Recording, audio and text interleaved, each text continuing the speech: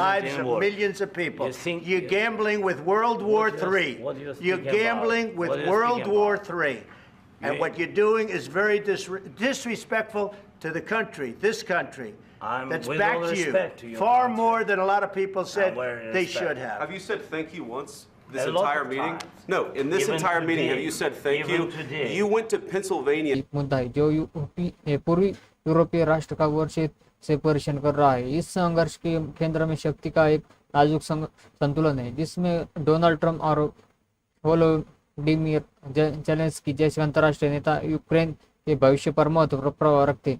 Ukraine की चुनौतियां कई और दूरगामी है। रूसी आक्रामकता की खतरनाक परिदृश्य आपको नेगेटिव करने से लेकर अपनी अर्थव्यवस्था का पुनर्निर्माण करने के लिए, अपने राजनीतिक संस्थानों की स्थिर करने का इस लेके अपनी अर्थव्यवस्था के पुनर्निर्माण के लिए राजनीतिक संस्थानों को स्थिर करने के लिए इस दलदल में अंतर्राष्ट्रीय नेतृत्व की एक महत्वपूर्ण भूमिका निभाता है, जिसमें ट्रंप और जेलेंस्की जैसे व्यक्ति यूक्रेन के प्रक्षेपवक एक पर महत्वपूर्ण प्रभाव डालते।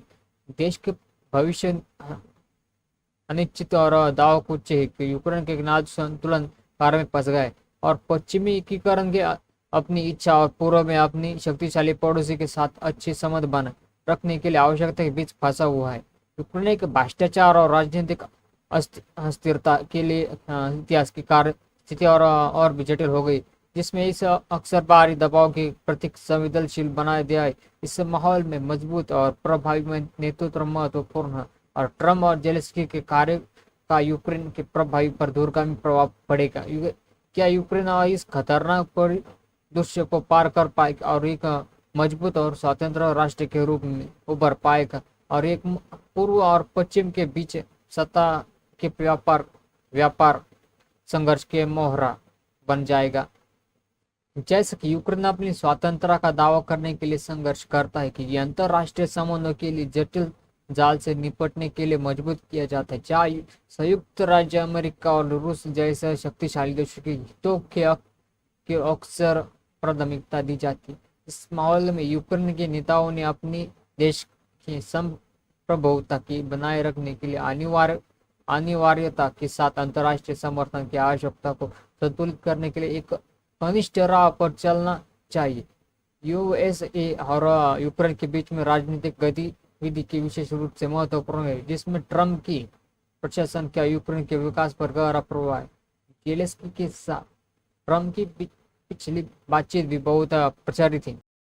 Everybody has problems, even you, but you have nice ocean and don't feel now, but you will feel it in the future. God bless. You don't know that. God bless. God bless. You will not have a war. Don't tell us what we're going to feel. We're trying to solve a problem. Don't tell us what we're going to feel. I'm not telling you. Because you're in no position to dictate that. That's Remember exactly this. what You're in no position to dictate what we're going to feel. We're going to feel very good. You will feel influence. We're going to feel very good and very strong. You will feel influence. You're right now not in a very good position. You've allowed yourself to be in a very bad position, and he happens to be right about it. From the very beginning of the war. You're not in a good position. You don't have the the cards right now. With us, you start having not cards. playing cards. But right now, you don't. I'm very You're playing serious, cards. Mr. President. You're I'm playing very cards. serious. You're gambling I'm the with the president lives in of war. millions of people. You think- You're gambling with World War III. What do you You're think about? gambling with What do you World think War about? III. And what you're doing is very disrespectful to the country, this country, that's with all backed you respect to your far country. more than a lot of people said very they respect. should have. Have you said thank you once? This A lot entire of meeting? times. No, in this Even entire meeting, have today. you said thank Even you? today. You went to Pennsylvania